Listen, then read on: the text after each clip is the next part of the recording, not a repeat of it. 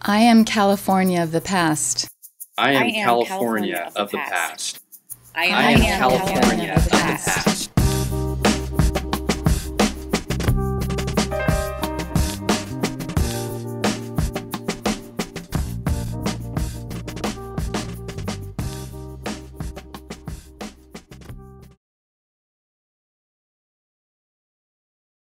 My name is Tracey Ledel, and I grew up here in Pacifica. I really want to tell my parents' story, and their story, I consider them to be Pacifica's greatest generation.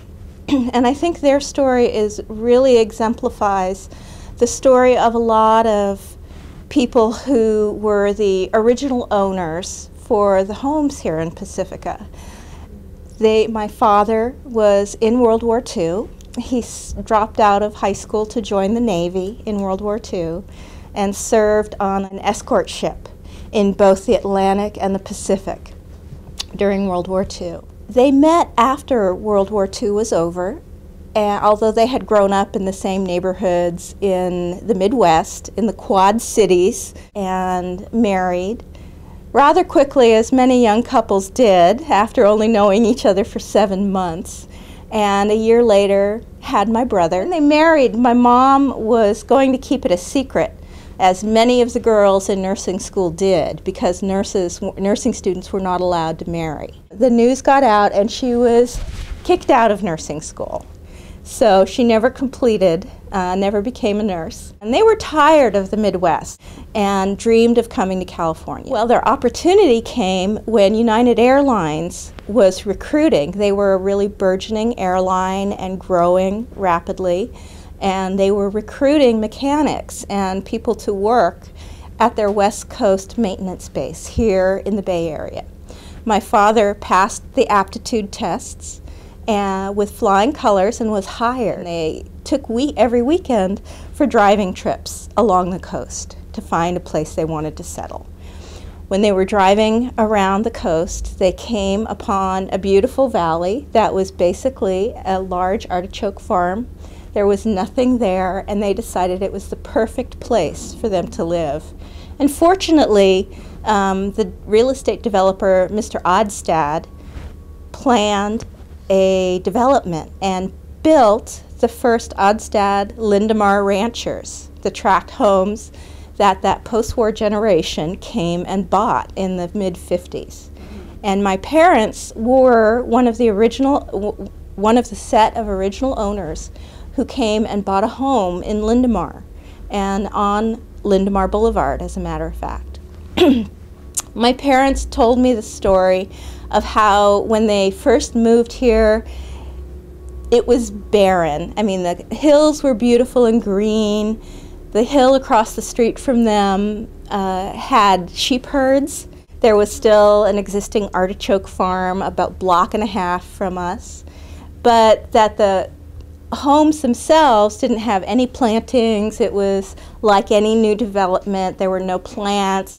But my father was a mechanic for United Airlines and commuted over there with many of his colleagues. They had carpools, and they would sit and argue about politics, all these World War II vets. My father was liberal, my parents were staunch Democrats, and he would argue with the conservatives as he drove over there. They also lived here and saw all the development of the hills and building of the later tracks. They called it Fertile Valley, because after a year or two, it seemed that every woman who lived there was pregnant. And my mother said everyone you ran into was pregnant. There were all these pregnant women all over the valley, which was kind of hard for her at first, because she had been told when they tried to get pregnant after my brother that she could never have children, any more children, that they tested her and decided she was infertile. She and a friend operated an ice cream store at the front, which is the shopping center that's at the front of the Lindemar Valley. But while she was doing this, she started becoming very ill and very nauseated, and finally went to the doctors about to see what was going on, and lo and behold, she was pregnant with me, which fortunately for me was a very happy surprise for them. So my father was one of the early surfers in the area. When surfing became popular, he made his own surfboard And he was out there in his 30s and 40s surfing with some of the young kids that were out there. And he and my brother would go surfing together, and so he was part of that culture starting out. He was also a bit of a rebel. He had long hair and a big bushy gray beard when none of his cohorts had them. So he was always seen as a rebel. He worked for United Airlines for the rest of his life, as did many of the people who lived in Lindamar and lived in Pacifica. At the time, United was a wonderful organization to work for. And my father was very involved in the union at United Airlines, and that was a significant history. He was a union rep, and actually during the Vietnam War, I think it was 1969, there was a very bitter strike that went on for weeks, maybe as long as a month. And as the union rep, he had to escort workers across these very bitter and vocal pickets, because United had a contract with the government to provide service for the government planes, and the union workers had agreed to uphold the government contract during the war. So he had to physically escort workers across the picket lines so that they wouldn't get attacked, because they were upholding the government contract. My mother had worked at a restaurant in Montera. I think it was on the site of the old chart house in Montera, which is now Costanera.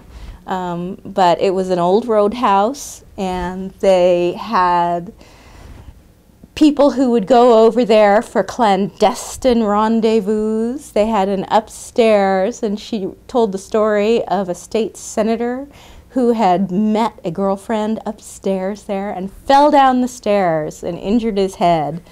And it was all very scandalous because he was there with his mistress. As my parents aged, my father unfortunately became ill at a fairly young age, and he passed away when he was only 57, and that was in 1980. And my mother passed away in 1990, and so she was young too.